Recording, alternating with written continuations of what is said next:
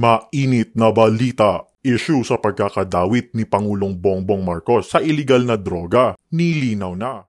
Nung tinanong ko siya, sino ito? Kahit alam ko po na kung sino yon, sinabi niya, eto sir, si ano po ito? Si Bongbong Marcos. Yeah.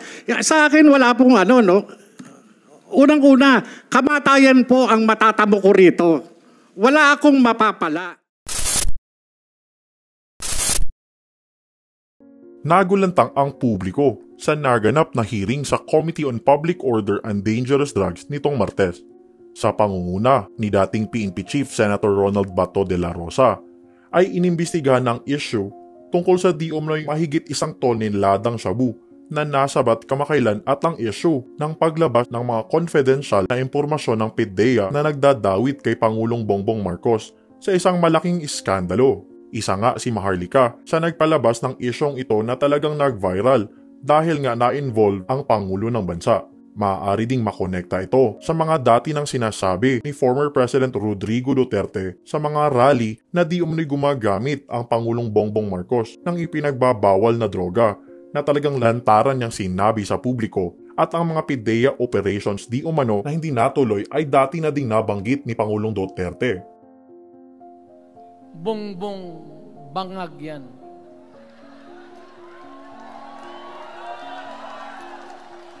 That's why sinasabi ko na sa inyo ngayon, si Bongbong Marcos bangag noon, ngayong presidente na bangag natin ang presidente.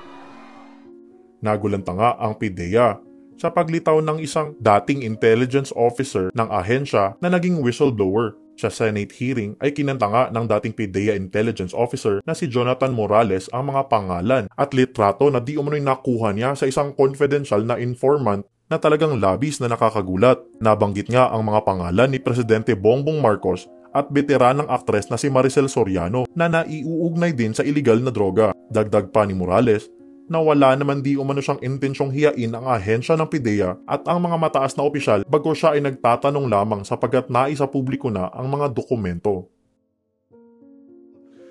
Ako ho yung investigador na humarap doon sa confidential informant.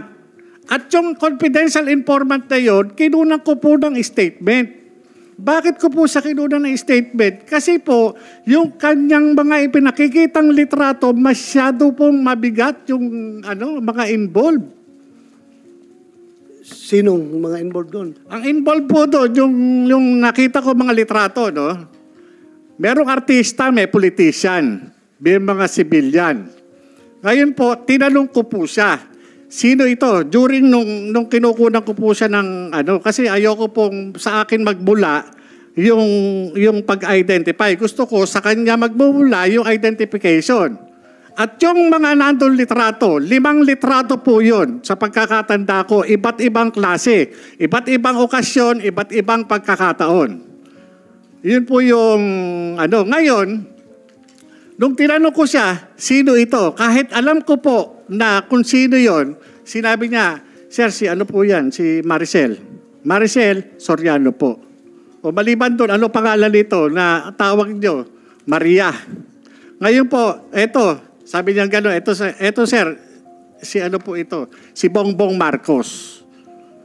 Maliban dito, ano pangalan nito? Bonget. Yun po yung sinabi niya. Siya po ang nagsasabi, hindi po ako. Siya po ang nag-identify, hindi po ako. Ako'y nagtatanong lamang po bilang investigador. Maliban dito, sino pa ang nakikilala mo rito? Yung iba nga po, tinakpan po niya ng pentel pen. Dahil nga ayaw niya na i-reveal sa akin yung iniingatan niya rin. May mga iba pong mga personalidad doon na hindi ko na po matandaan yung mga pangalan. Ngayon po, doon po sa opisina, kinunan ko ng statement, yung confidential informant, kung sino po yung present na naandun na kasama ko doon sa opisina, inilagay ko po yung pangalan. Yung mga kinukunan ko ng statement, diyan na hindi lang isang beses, marami po. Kaya kung tatanungin niyo po ako kung sino yung mga nakalagay doon, hindi ko matatandaan kasi kinakailangan ko yung dokumento. Kagaya po niyan. Sandali. Sir, so you confirm na yung papel na yon na nagkakalat na sa social media, yung dalawa, yung pre-operation report at saka yung authority to conduct operation, are they authentic documents? There are no such documents, Your Honor. There are no such documents? Yes, Your Honor. So ngayon, na nandyan ngayon, so deny mo yan na hindi yan dokumento ng PDEA? Yes, Your Honor. Your Honor, Yes. ganito sir, Your Honor, ako naiintindihan ko si General Lasso eh. Kasi yung mga nai-involve dun sa dokumentong yun, yun yung appointing authority na nagtiwala sa kanya para dyan sa kanyang hinahawakan posisyon sa PDEA. Sa akin wala pong unang-una, kamatayan po ang matatamo ko rito. Wala akong mapapala. Ang concern ko lang po dito bilang dating alagad ng batas, lumabas na sa publiko ito. Sampal po ito sa mga tulad nating alagad ng batas. Ano ang gagawin natin? Magtatanga-tangahan na lang po ba tayo, Your Honor? Dito sa mga information na nalathala doon sa publiko. Magwawalang bahala po ba tayo? Ang tanong ko papaano yung mandatong pinagkaloob ng Comprehensive Dangerous Drugs Act, lalo na dito sa butihing Director General ng PDEA, ano ang gagawin natin? Kagaya niyan, may nilabas na naman si Maharlika. Yung sinasabing 2 minutes lang yung kinandak na drug test result.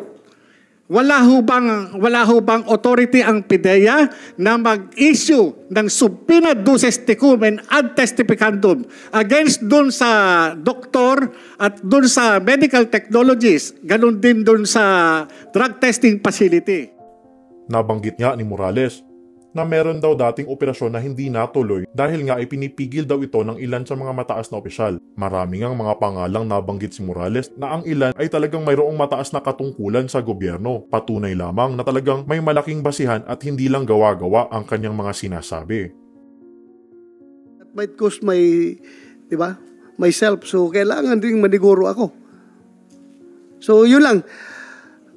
Ikaw, in-insist mo na totoo talaga yung dalawang papel na yon. Yes, Your Honor. Okay. Yes, Your Honor. So, after that, anong nangyari? Bakit hanggang doon lang?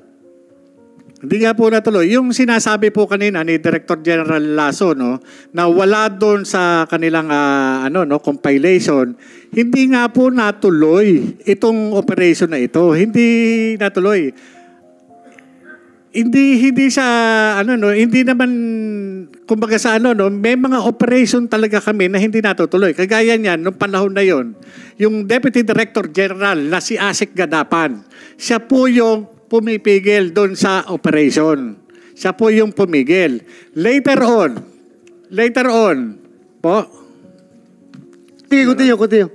Later on po, nung bago po ako pumunta ng ILEA nung 2012, nung nagkaroon ako ng pagkakataon na makapag-usap sa kanya, nung binanggit ko uli sa kanya, yung trabaho na yon, sinabi po niya na wag nyo nang tuloy kasi merong utos sa taas, sa Malacanang. Sinong nag-utos, may binanggit siya? Allegedly po, si Executive Secretary Paquito Ochoa.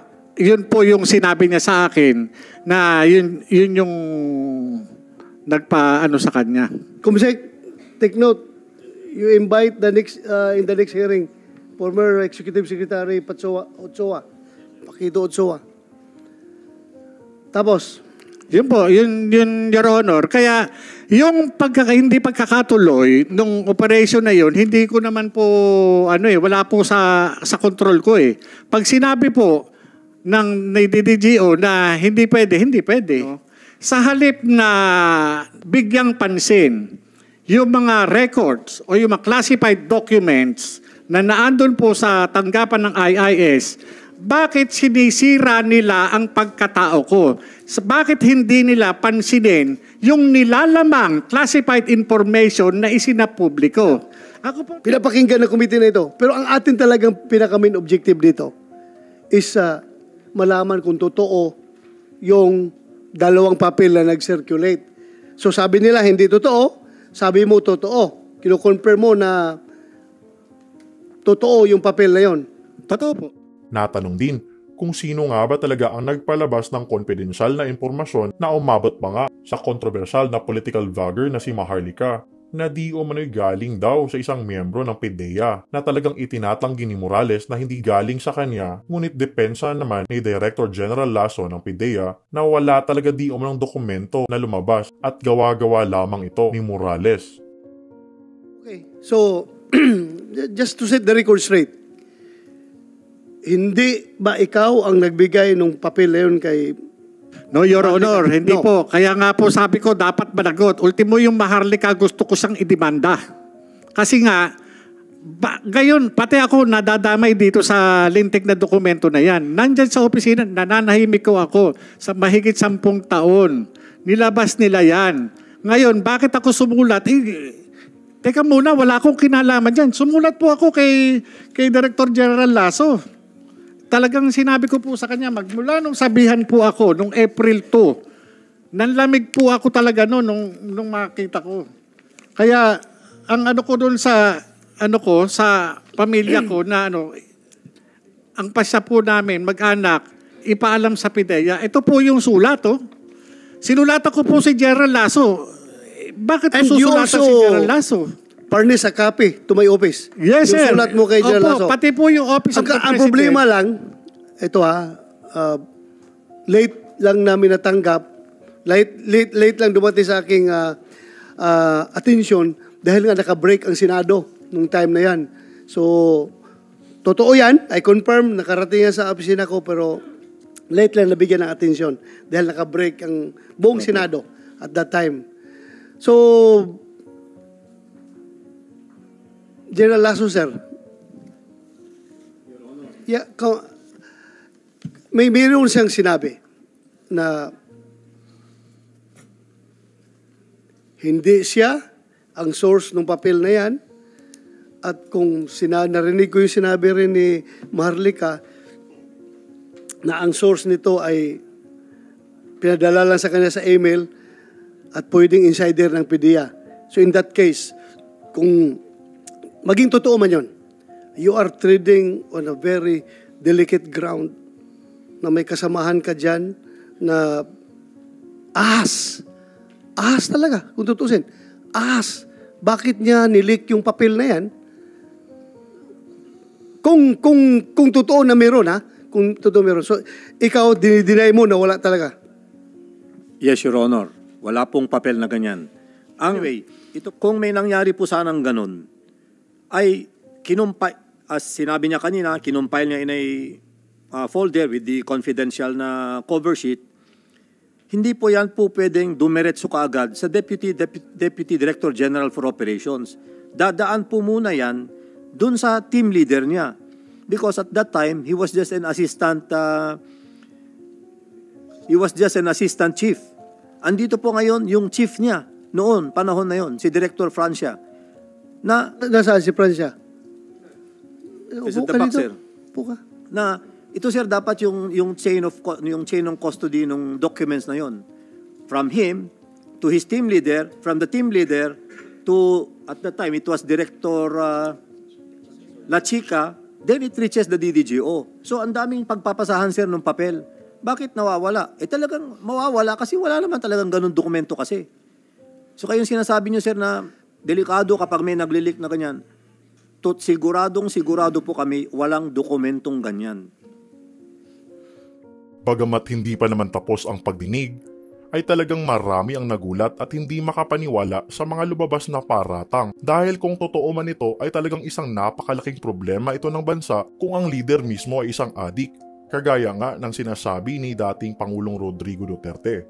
Umani naman ito ang iba't ibang opinyon mula sa publiko at kagaya nga ng sinasabi nila ay wala talagang lihim na hindi mabubunyag lalo na kung ang mga involved ay ang mga matataas na opisyal ng pamahalaan.